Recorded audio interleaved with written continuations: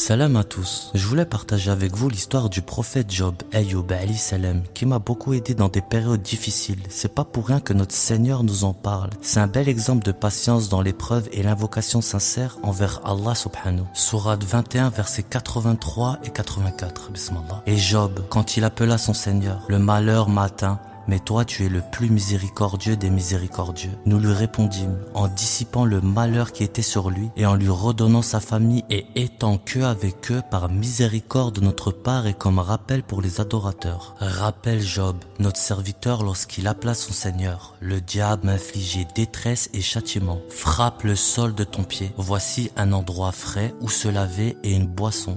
Nous lui accordâmes sa famille ainsi que son équivalent comme une miséricorde de notre part. Et comme un rappel pour les doués d'intelligence, prends dans ta main une touffe d'herbe avec laquelle tu frapperas et ne viole pas ton serment. Nous l'avons trouvé endurant, quel bon serviteur sans cesse repentant.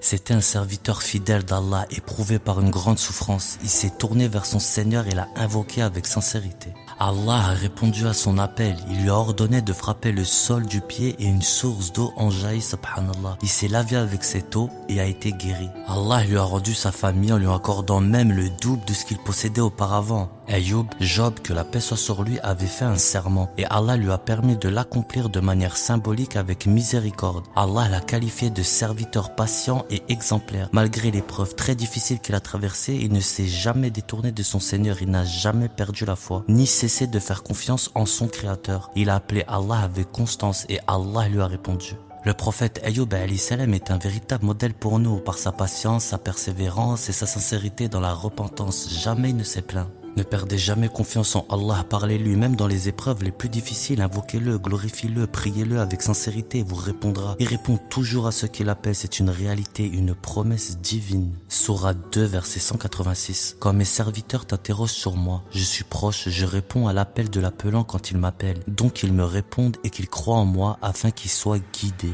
Gloire à Allah subhanahu le Tout-Puissant, je le remercie pour tous les bienfaits qu'il m'a accordés. Je le loue chaque jour de m'avoir sorti des ténèbres vers la lumière, une lumière que je ressens chaque jour au plus profond de ma poitrine. Le Coran est une guérison pour les âmes. Nous n'avons besoin de rien d'autre que ce que Allah a révélé. C'est suffisant, c'est complet, c'est la vérité. Je ne fais aucune distinction entre les messagers d'Allah et suivez seulement ce qui nous a fait descendre. Sourate 7, verset 3. Suivez ce qui est descendu sur vous de la part de votre Seigneur et ne suivez aucun allié en dehors de lui. Vous vous rappelez peu. Sourate 17, verset 82. Nous faisons descendre du Coran ce qui est guérison et miséricorde pour les croyants, mais cela ne fait qu'accroître la perte des injustes. Voilà, le Coran est une guérison et une miséricorde du Seigneur de l'univers. Et oubliez pas une chose, Allah est parfait, l'homme est imparfait. Le Coran nous vient d'Allah, les hadiths nous viennent des hommes. La conclusion est vite faite, qu'Allah nous guide tous dans la vérité et nous facilite la compréhension de son kitab. Assalamu alaikum.